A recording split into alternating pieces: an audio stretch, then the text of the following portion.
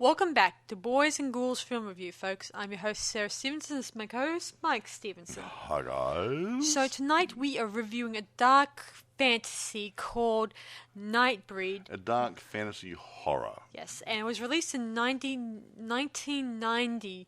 So, and it's a really good one, actually. I mean, it's different for this particular product because, as you will soon see, it has a lot of interesting stuff in Lots it. of good. It tells a good story. It's fun.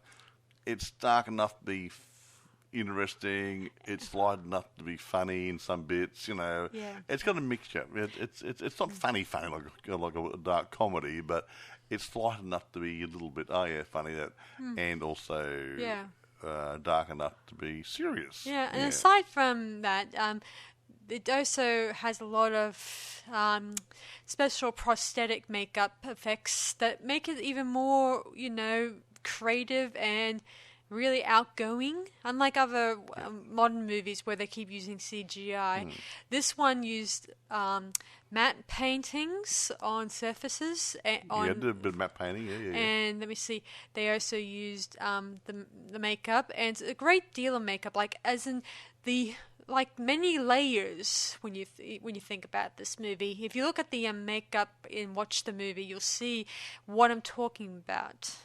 Now, I would say this, a couple of things, all right? Okay.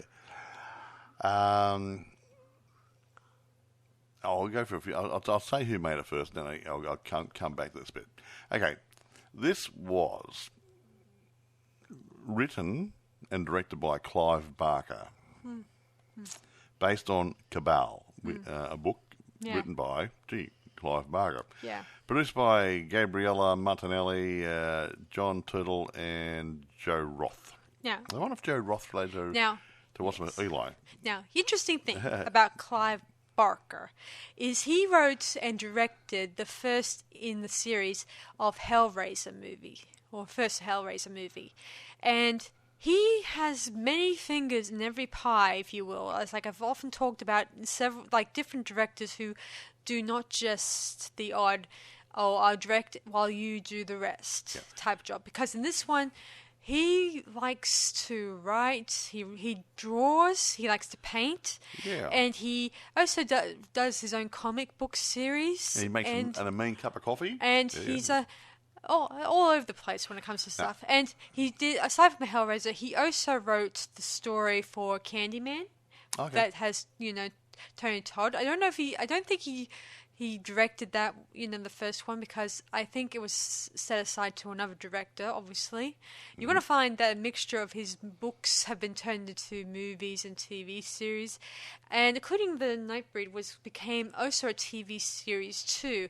And of course, I don't know how successful it was because I don't think I heard of and it's comic books.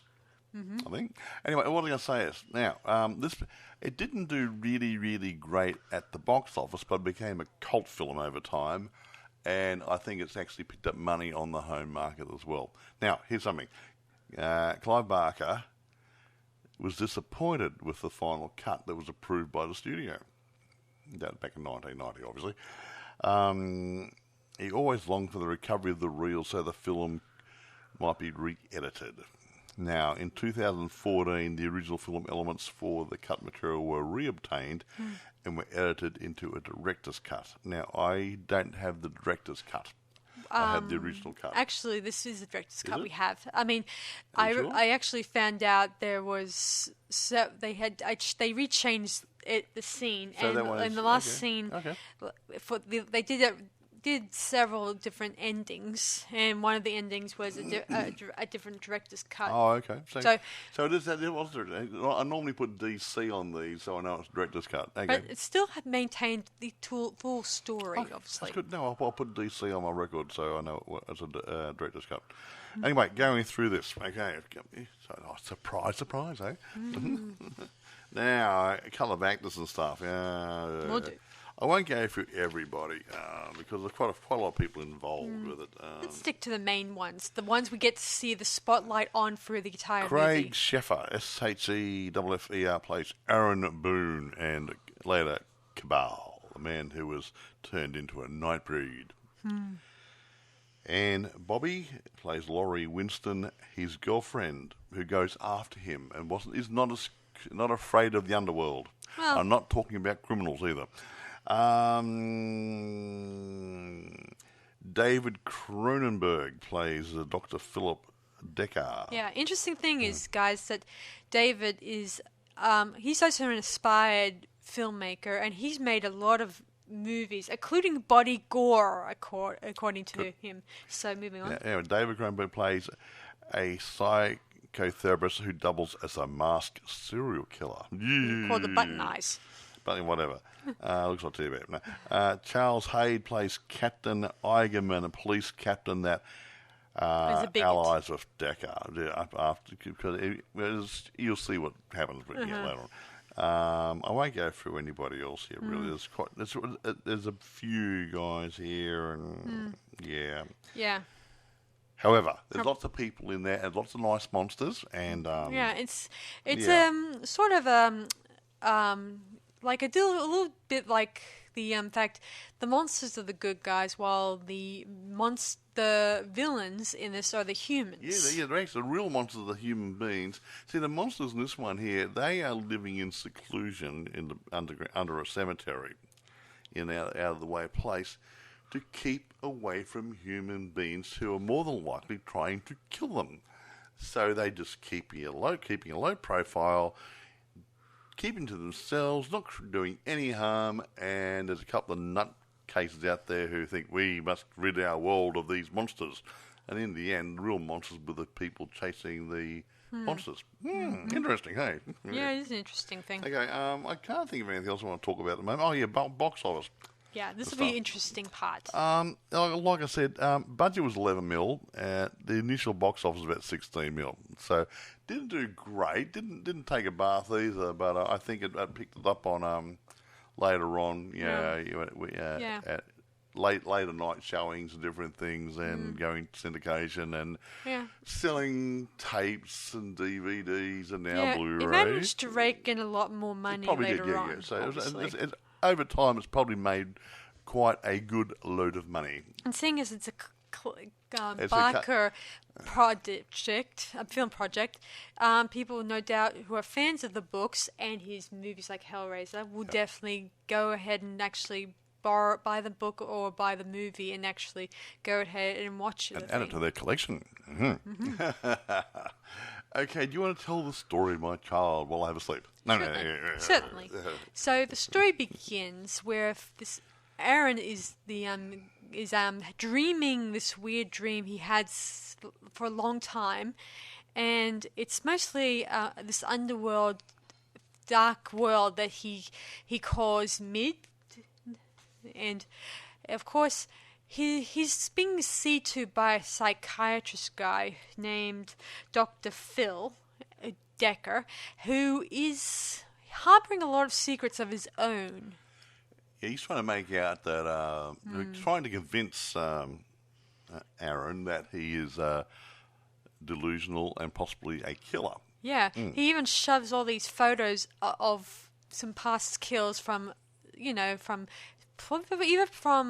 police evidence or one of those things, when that's criminal investigation sort of 8x4 black and whites and colour glossies and And while he's showing them this, he gives our Aaron a couple of pills, saying that they were, what were they? He said they were, but they're not really. What's this? He says that they were a light pill that will. Oh no, the psychiatrist he gives him some pills. He says, let's take. Start taking the lithium, whatever that is. He says it was lithium, but it's actually LSD. LSD, and he's becoming hallucinogenic and really weird. It didn't help him a lot. No. And while he's walking back from the psychiatrist's office, he nearly comes close to being run over by a truck. But fortunately, he gets to a hospital, and the doctor and nurse find the pills on him and think he's probably either a dope addict or just naturally addicted to these pills, and probably don't believe that he's sane, obviously. And eventually the psychiatrist goes to the detectives and tell him that he was acting, very psychotic, and he thinks that he's likely the killer who might be responsible for some murders in the area. Bugger that, eh? Yeah. Of course, when he's at the hospital, I think, he actually meets another man, a man who knows about these dreams he's been having. Yeah, he's a bit off the planet. Yeah. In his grossness, he kind of nearly tears off his face. And then later on, he also tells them about where to find this area where the monsters are. So Aaron gets away from the hospital, and he makes his way to the spot. And eventually, when he gets there, he meets in a mausoleum. What would you say? I think it's a mausoleum, I think. Was it? Where? A mausoleum in the cemetery. The cemetery. There is a mausoleum there. There's lots of mausoleums in there. Yeah. And there he meets two monsters, and one of them, who's a very aggressive one, bites him on the shoulder, I think it was. Oh, Sister Hickey. And, of course, the other monster, says that they don't kill innocents. And, of course, Aaron disagrees with him and says that I killed people, but they could smell whether you're good or bad. Yeah, and they knew he wasn't the killer. Yeah. He goes out of the cemetery and he meets the psychiatrist guy and the police. And, of course, the psychiatrist tries to coax him down, but at the same time says to the police, he's armed. And they shoot him like the old-fashioned way, like an execution style. Yeah, like Bonnie and Clyde, They shoot him up, and... Of course, the Detective Joyce, that's his name, approaches the body and says, "Where's the gun?" And he doesn't answer him right away. And eventually, we see Aaron at the morgue, and there, his girlfriend, I think it's his girlfriend, gets the news that her boyfriend's been shot to death. And she's there to identify his body, obviously. And of course, she gets interrogated by the psychiatrist, and the detective asked him his past history, whatnot. But anyway, eventually, when we get back to the... Actually, I'll change. Did you mention the name of the cemetery? A place called Midian. Midian. It's out in the middle of nowhere. It's an old cemetery. Had something to do with mining or gold rush or something or other. Yeah. Anyway, he soon revives. He's inside. He's dead in the morgue. Yeah. And they take all the bullets out. So I'll see you later. And then he wakes up and gets off the slab. Yeah, and of course, to them, the police, they think someone stole his body away. Again, they might be thinking there's another killer running loose. Anyway, the psychiatrist re-listens to some recordings that him and Aaron, did in their session, and he talks about that special place and how that when he goes there, he will become immortal or something like that. Yeah. He will never die. And I think this pisses the psychiatrist off. I don't know why. I think it's just the thought. He wants to be part of it. He hasn't been invited. Yeah. Anyway, so we then see them at Aaron and the other guy who tore his face off. He managed to become one of them, and they both go to the cemetery and under the ground, obviously, and there they get they kind of get recruited into their position to the area. They are inducted into the society of the creepy crawly guys through the blood of their deity Baphomet. Yeah. There you go. Yeah, there was a wise man who, I think the actual actor who's playing the wise lawsayer there is actually the guy who plays Pinhead in Hellraiser. So he might be contracted for to his studio. I don't know, I could be wrong. Anyway, so they're abducted into their society, and meanwhile, his girlfriend is searching for him, even though she doesn't know he's still alive or dead.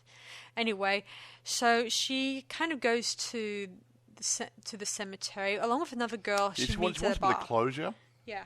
She wants to find him and puts it behind her. No, it's not know if he's alive, but she still thinks he is dead. Mm-hmm. She wants to go there for closure to see where it happened because she wasn't there when it happened and his body's being stolen and different things. Mm-hmm. So she just wants to go there for closure. Yeah. Of course she gets there and she has brought a friend whom she met at a bar, and her that new friend also met the psychiatrist and they had a brief whatever. They had a nice time together. Anyway, he then kills her off screen. Does not matter. Yeah, he follows them to the graveyard. Yeah, he has this weird mask that has these buttonholes in the eye parts, obviously. How he could see for them, I don't know. Don't care at this point. You got radar. You got GPS. There you go. Anyway, soon enough, what's her name, the girlfriend again? I don't know. Laurie. She goes to the cemetery, and there she meets a little creature, and she then meets Rachel, a lady who's in the mausoleum, as we've seen prior. The creature's mother or carer or something or other, And the creature turns from a creature into a child. Yeah, and of course Rachel tells her that she's just a little curious, and she likes to play outside of the got caught in the sun. Yeah. Yeah. Anyway, of course she asks her about Aaron, and they said that he's downstairs and he's alive and all that stuff. Of course, none of the people who are a part of the society refuse to allow her to come down there because she's human. There's this very big discrimination thingy going on, meaning humans are not allowed inside their world because they're trying to keep their society secret and safe from other people, obviously. Anyway, so of course she tries to get in, but there's a lot of creepy stuff, including the creepy monster who bit Aaron in the He's a nice man. No, he wasn't a nice man. Remember, he was aggressive. He even tried to put the moves on Aaron's girlfriend. He didn't. Yeah. He didn't, did he? No. Anyway, she's good. She then gets out of the mausoleum and she gets chased down by our psychotic killer. Of course, Erin gets word of this and decides to go up to the surface and try to help her, which she does. Of course, the others tell him, "You've been inducted into our society, and you cannot really meddle with the living. Yeah. But he doesn't care at this point. He wants to save his girl, so he goes up there and he fights him. And the guy, the psychiatrist guy who's wearing the mask, he's a little surprised that he's still alive. He tries to stab him in the chest. He's got all these knives, but he tells him that you cannot stab or something is already dead. Whoops, bugger that. Of course, he runs off like a coward, and of course, Laurie wants to take him back to the world of their living because she still thinks. Isn't still in denial that he's not one of them, obviously. Maybe she's hoping that he's really alive, not really dead. Mm-hmm.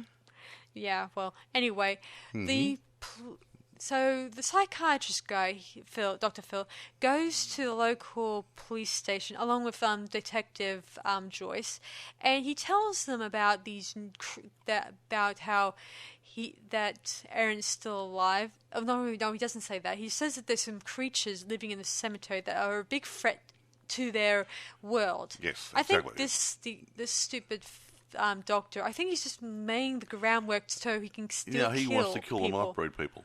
I think he just wants to continue killing anyone who's crossed his path. I've got a gut feeling he was actually setting Aaron up by doing the murders to make him feel like he was the murderer and try blah, blah, blah, blah. And, I get it. And he had been dreaming about Midian and different things. Yeah. And I think he had this all planned from the beginning, but there's not a lot of development on the backstory side of it, so not 100% sure. Yeah. Of course, the Midian people tell Aaron that you and your girl go. You're no longer allowed in this our world. Of course, they head to a hotel, and before they head to the hotel, Dr. Phil goes to the same hotel and kills the owners and the people in the rooms. And of course, when Aaron and his girl arrive there, he smells human blood. Yeah, Aaron can smell the blood. And when she's in one room, she doesn't see anything. But in another room, we see a hole, indicating we see the dead bodies of the next room. And then we hear the police arriving there. With doctor. Yeah, because the doctor phones it in, which is a bit odd because he seems to be at the right place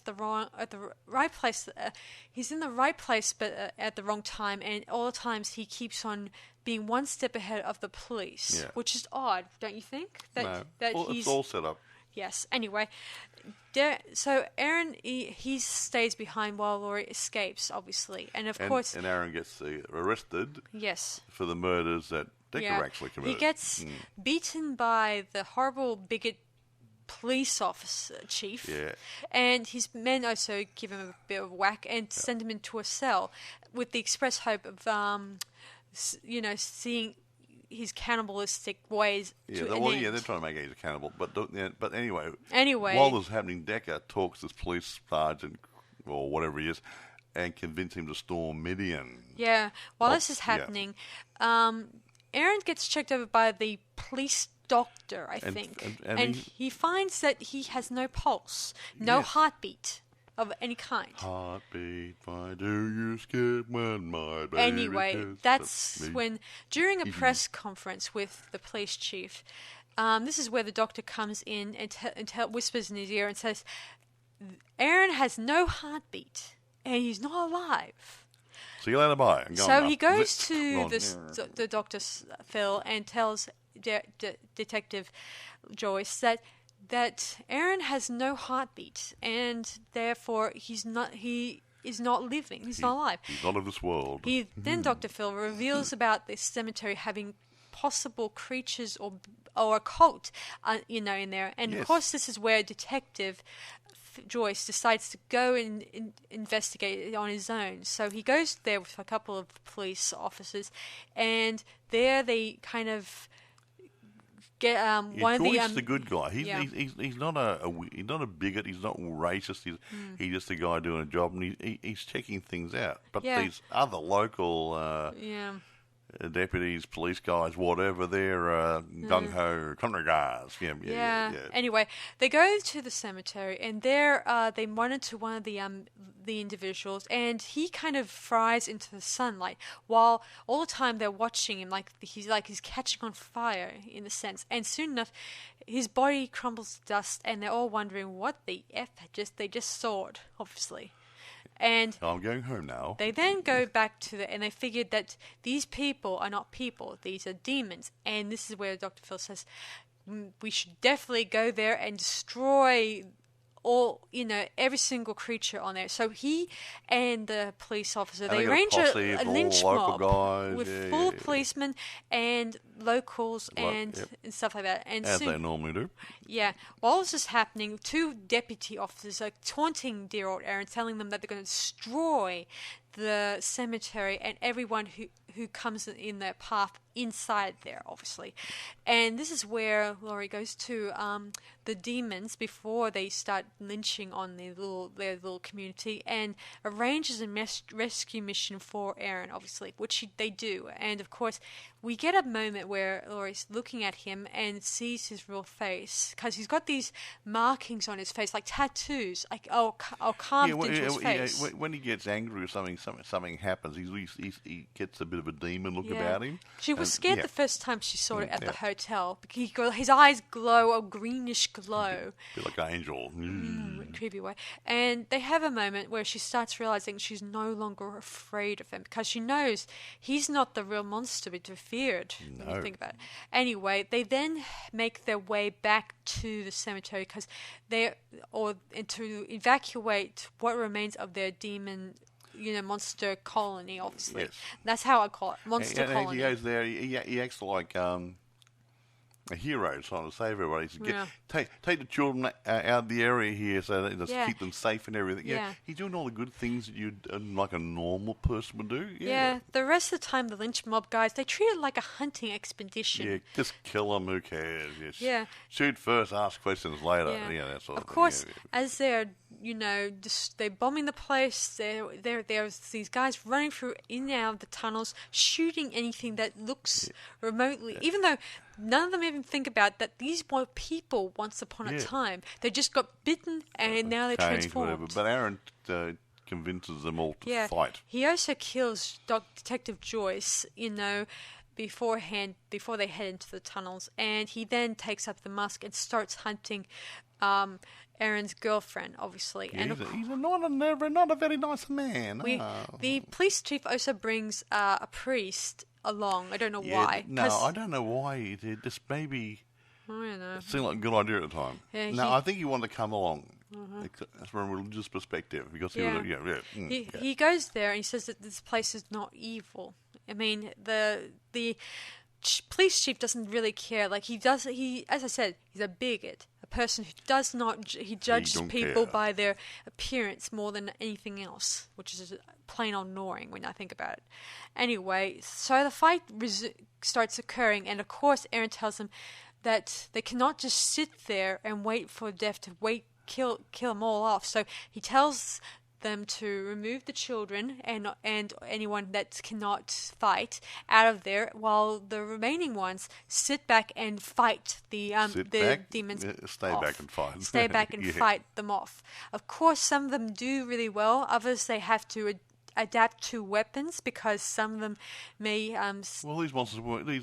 There's some of them may have abilities like turning into smoke and some of them take on appearances like animal appearances. Like one of the ladies has these spikes or spurs coming out of her back and piercing the men in their chest. Yeah, he's fired them out of her skin. Yeah. Really good. And one woman turns into a mist and stuff, while another guy, he also has these tentacles and that kind of pierced his eyeballs. Yeah, a little bit like Scorpion in Mortal Kombat. They come out of his stomach and they red rain his body, and they're there and they go lunge out, and two of them straight into his head where his eye sockets are. Really nice.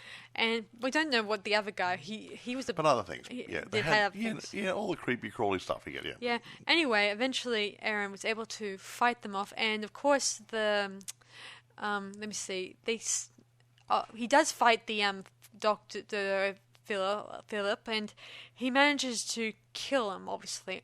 Well, he later on goes to the special temple for their god, obviously, and here he's kind of baptized by this their god, who tells him that you destroyed our area, so this is your job is to find another residence for us to stay, and once you're done, you come back and you take care of me, obviously.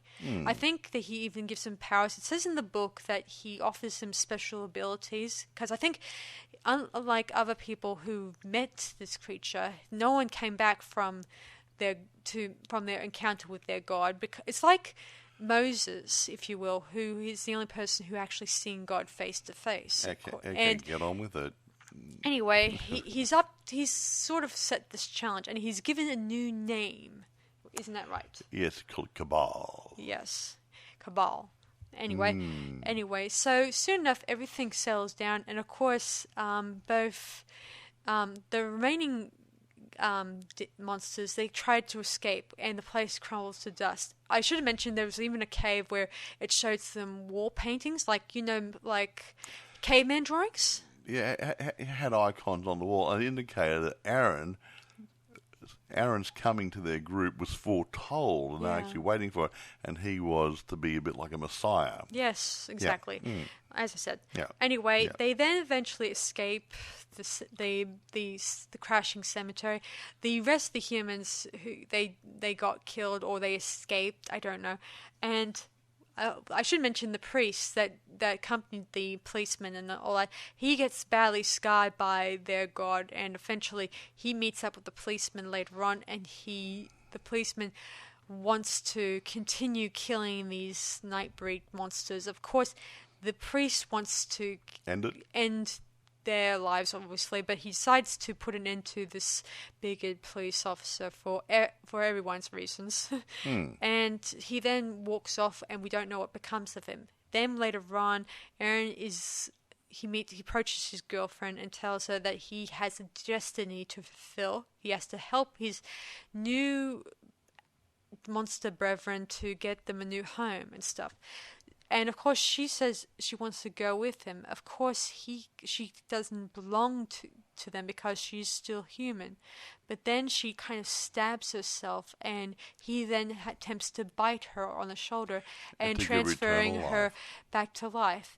And then later on, we see the remaining living monsters in a barn somewhere who await their newfound leader to lead them to their new home. Their promised land, if you will. Yeah. And then we fade out. The end. That's the end of the movie. I should mention, guys, when I looked up the book, I thought there might be a sequel, like a continuation of the story, but there was none. It seemed to end just like it did in the movie, where it prophesizes that Aaron was going to go on and try to lead them to a nice new environment. Who knows? Doesn't matter at this point, because I wish they could have done that. But I guess Barker was not thinking of a sequel. He was thinking of his next story, when you think about it. Well, sequels aren't always required. But you could have had a sequel, but it could have actually gone flat, because all the good bits are probably taken care of in the first movie. So, yeah. But it's like you said, Mike. This movie was a bomb in the box office, and I didn't say it was a bomb. It didn't do so well. It didn't. It made a little bit of money. It could have made more, but it made more probably on syndication and tape sales and DVD sales over the years. Yeah. And it became. But it's the old figures for the book, the income from the ticket sales, where it would not necessarily encompass the figures for the cult movies that showings every so often they do whatever. So you don't know. Yeah. I also think I was just thinking, Mike, about the Detective Joyce. I think that I was saying this to Mike after we finished watching the movie that it doesn't surprise me the detective does not realize that maybe Aaron may not be his man after all, because I think he had an idea that something wasn't quite right. Yeah, because the part when they shot the Aaron in the beginning, and he's got a gun. Where's a gun? Yeah.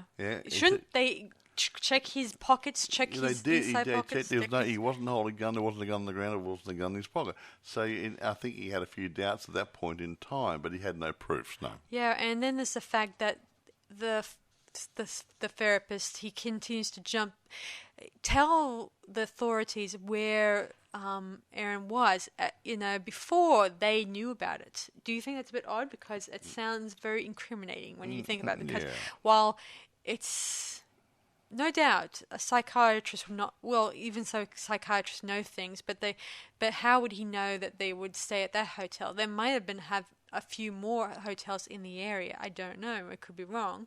I mean, you have to know the area, obviously, really well, obviously. Exactly, yeah. And, which Aaron and Dr. Philip didn't even know the area, so there might be more than one hotel in the area. We don't know. So it's still a little mystery, and it's the fact that I like to think the detective does work out eventually, if he didn't die, that it would have been the psychiatrist all along, obviously, because there was still a lot of holes in their investigation. But I don't know. I mean, he seemed to ignore this stuff and think that thinking that Dr. Phil is just a psychiatrist. He's a normal person. Why would he go out on a killing spree? We'll never know. But maybe he has psychiatrical problems of his own that had never been established. Exactly. I mean, imagine the book. It probably would explain a little bit more to a depth, obviously, why he kills people outside. Oh, it did mention that he kind of was always killing people who are very ordinary. Or slime, or low life. Low life. Yeah. And he saw the monsters as the low life. Yeah. He also, I think that one of the victims was an overweight couple and their child, witness. Of course, the kid's death was killed off screen, which is how I like it. don't like it when they do it on screen because it sounds so horrible, and I think people in the audience would probably be offended. Even back then, they probably would have been offended if a child got killed off screen. Anyway, I did think it was I like the fact in this story, it makes me think of the different kind of community groups we have, where that people pick on a certain group of people because they don't know enough about them, and they just naturally attack them, thinking that they're the enemy. But in reality, they're not the enemy. This is what makes me think of that sort of thing a lot. Yeah. You finished talking? Can I say something occasionally? Mm-hmm. Okay, right. One of the reasons I think, I've gleaned reading from my notes here, that they didn't do very good at the box office, it wasn't marketed properly. Really? What do you mean? Well, it was marketed as a slasher movie. The way this is marketed as a slasher I get movie. It. And it wasn't quite that genre. No, it's more of a, like you said, a dark fantasy. The studio didn't understand the movie. No. And the advertising guys didn't even watch the movie fully. They just had a look, a couple of bits of it. Oh, yeah, it's one of those. And they marketed it incorrectly, so people didn't know what the movie was going to be about. So it didn't work. And having said that also, the original cut of this movie ran for 2.5 hours. Ooh. And then it was cut down to 2 hours, and now it's down to about 102 minutes. Mm-hmm. So there could have been some really good stuff in there which actually padded out the story and made it more interesting too. Mm-hmm. But sometimes the extra bits can actually make it a bit too drawn out and a bit boring. So I don't know. But interesting that, hey. I agree. It is an interesting movie, guys. I like it, actually. It's a bit different. It's not serious, obviously. By the way, Danny Elfman... Oh, yeah, I should have mentioned this earlier to you guys. He was back in those days, still doing it. He would have been a younger Elfman, but he was still doing it. Well, he would have done, before this particular movie, a year before it, he did Batman, the one with Tim Burton. Did you do any music for Hellraiser? I don't think so. I don't know. I know this guy, the guy did this too. Yeah, but he did work with Tim Burton on a number of his projects, so it's no surprise he would take part in this one, obviously. And the music scores do sound very similar. Yeah. You can recognize an artist by how he paints. Or in this case, with Danny Elfman, you can recognize the tunes in the music score that kind of give it away, obviously. Yep. Mm-hmm. Okay, let's have a couple of things here. I won't go through all the reviewers, but it's about an average rating. Mm-hmm. I don't think they really appreciated or understood all that well. Yeah, but like you said, if it was marketed correctly, given the right genre, say it was a dark fantasy with a lot of horror, body horror stuff and that sort of stuff, it might have actually scored a bit better in the old box office. And not call it a slasher. Now, here we go. I don't normally do the awards, accolades, that sort of stuff, but here we go. Saturn Awards. Nominated for Best Horror, Best Director, Best Makeup. Mm-hmm. But one Best DVD/BD. What's a BD? Whatever. Special edition release. Nightbreed Director's Cut. Oh, yeah, Director's Cut, yeah. Director's Cut 1. Bonus? Okay. Now, Amsterdam Frantic Film Festival. Silver Scream Award. 1. Avoraz Fantastic Film Festival. Special Jury Award. Clive Baker, 1. Phantasporto Critics Award. Clive Baker, 1. International Fantasy Film Award. Best Film, nominated. It got up there. It won a few things, got nominated for a few things, so the people in the... who actually watch these things and appreciate them saw what it was. Yeah. Not a bad movie. Like I said before, it came in a comic book series, different things, and video games, and and this was made into a TV series, wasn't it? Yeah, I told you. Yeah. I don't know how good it was. I don't know how good it was either. Well, can't really say. It may have been just the first one, the pilot episode might have been this particular movie first, and the episodes that came afterward would have been his search for a new home for his monster brethren, people. Yeah. But anyway, I won't go too much more on the story.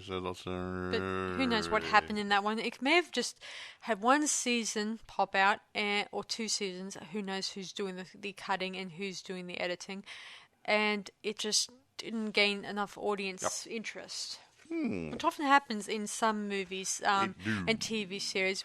Like when they did Tremors as a TV series. Oh, I like Tremors. Yeah, the good movie. Yeah, Kevin Bacon and what's that? Something award.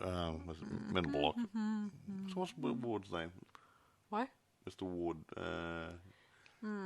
What's Ward's name? I can't remember. I can't remember Ward's first name. Kevin Bacon and the other guy.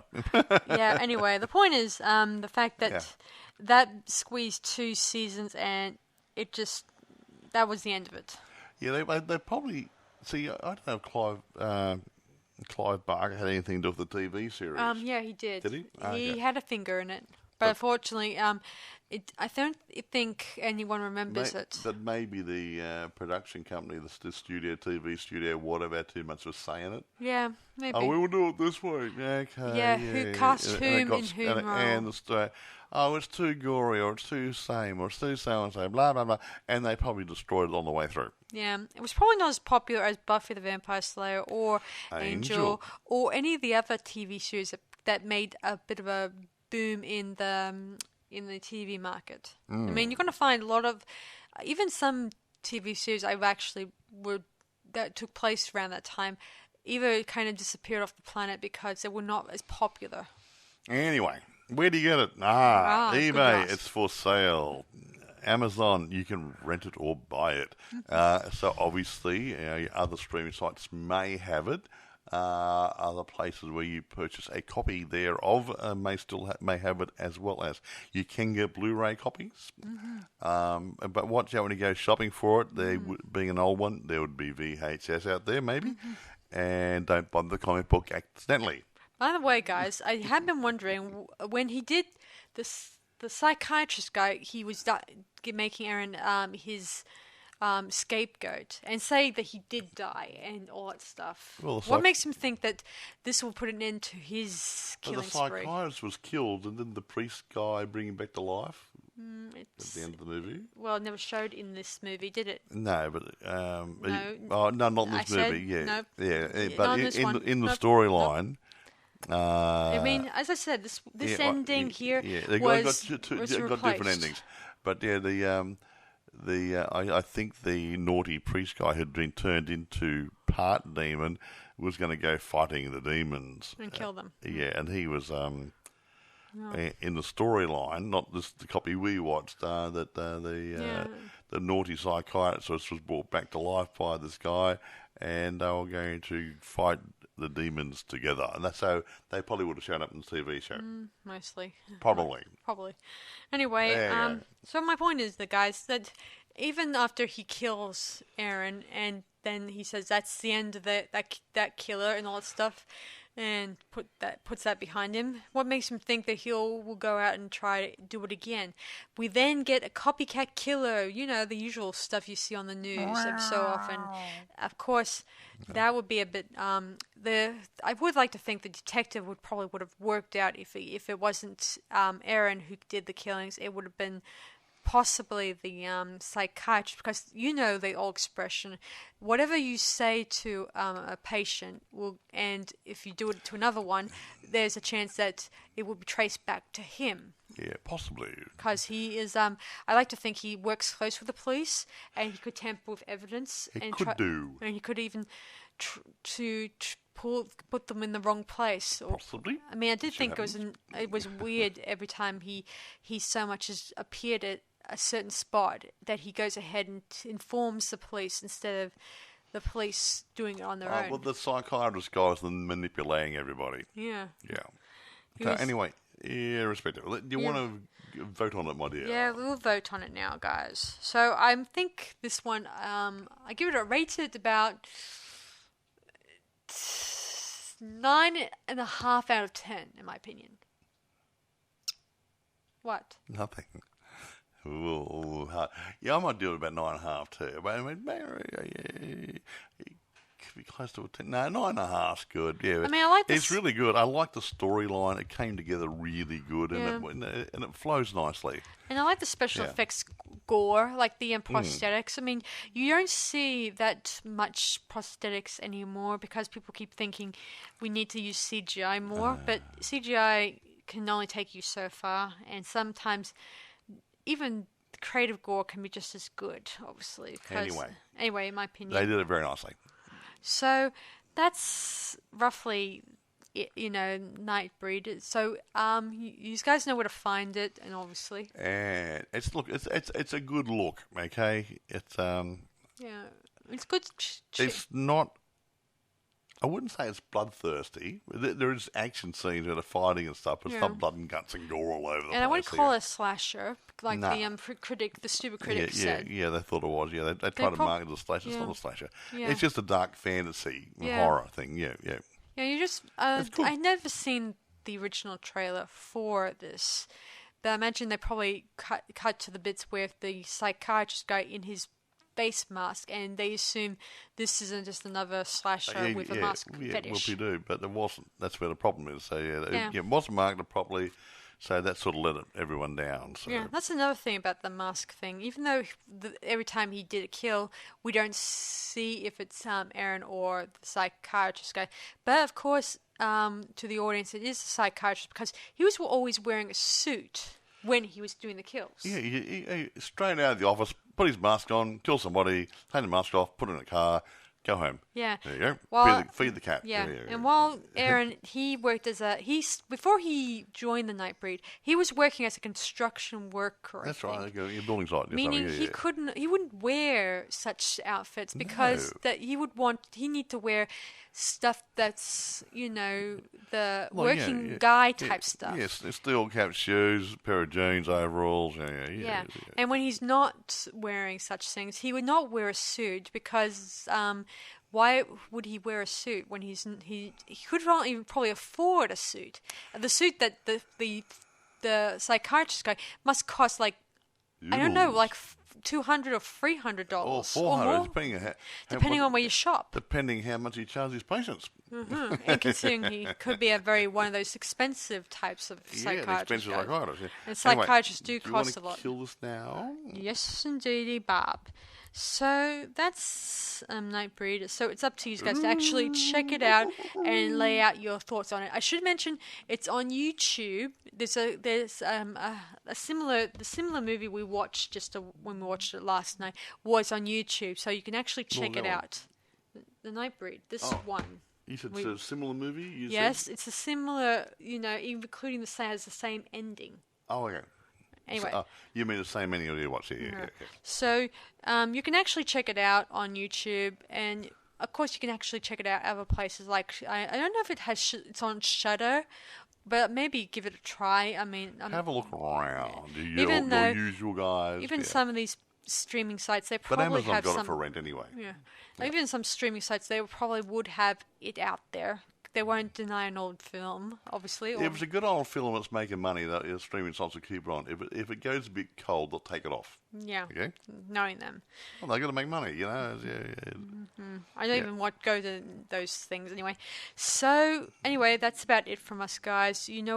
So we'll check out one more review before we go on vacation, and then we'll. Yeah, that way, got a few in the can. Then we'll have a few more in the can. So you won't miss an installment. Yeah, I'm trying to make sure we get plenty, so when we get back from holidays, we would not be, panicking. Something car lag or something rather. Because I don't want to panic and start reviewing anything.